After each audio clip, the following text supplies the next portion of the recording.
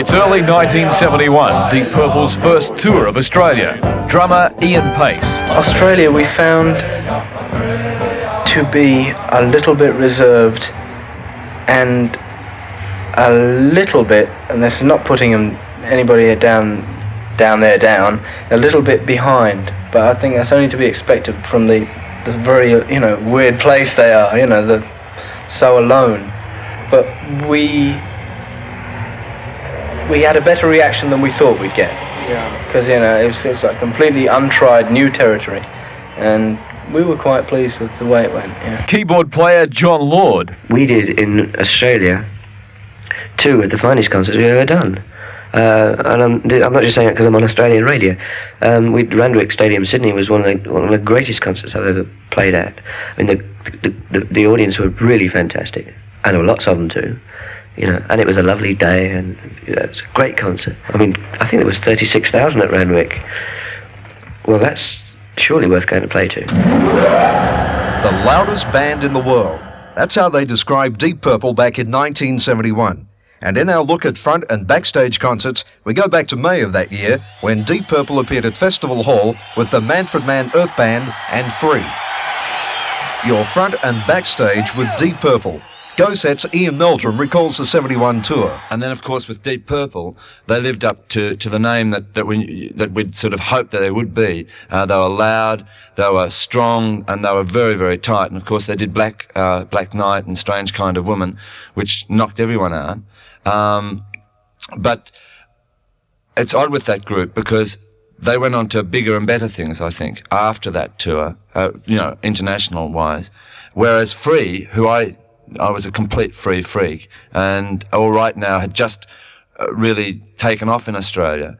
That group after the Australian tour fell apart, really, which was a great pity because I think they're one of the best groups that the late 60s, early 70s produced. But going back to Deep Purple at Festival Hall, there was, of course, that big drama with that tour as well, because there was a return concert on the Sunday night, which Free, I think, couldn't do. But Manfred Mann, before they went on, their management, and it was Bob Foster, insisted that they be paid before they go on.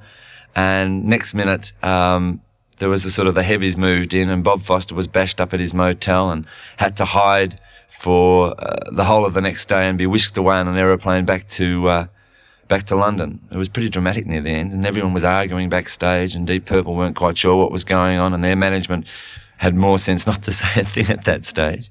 But it was pretty dramatic.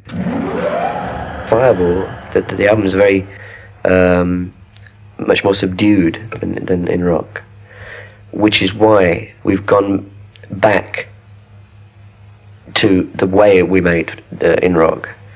But because we're older and wiser and better than we used to be. I mean, we've improved, I think, all the time. It didn't feel like it was constricted. It seemed very, very natural. And I think Machine Head is definitely the best album we've ever made. It has the musical quality of Fireball, but it has the excitement of In Rock. And the songs also on it, I think, are the best we've ever written. It starts off with this track called Highway Star, which is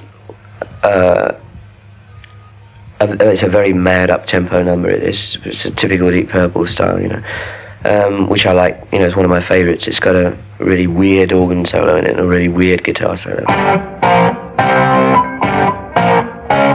Why did you go to Switzerland to record Machine Head? Several reasons.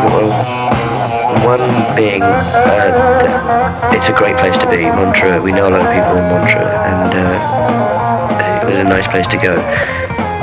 Second, because we used the Rolling Stones mobile unit, and that was in the south of France, and it was easy to trundle it up to Switzerland.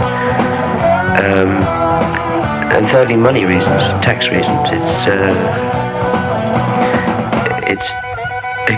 You can avoid paying some tax on your albums, on your royalties, if you've made the album out of the country. It's a very complicated deal, but it's not illegal. I mean, tax people know about it, but it's just that if you want to take advantage of it, you have to record outside the country.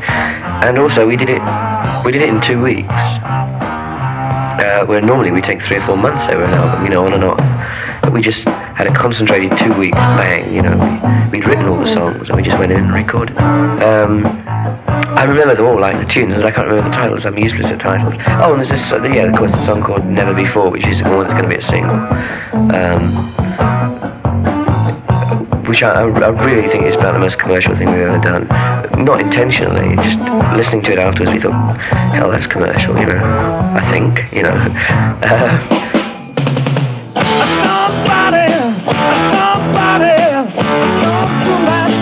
Machine Head, Deep Purple's new album, in your record shop now on Purple Records. Where else?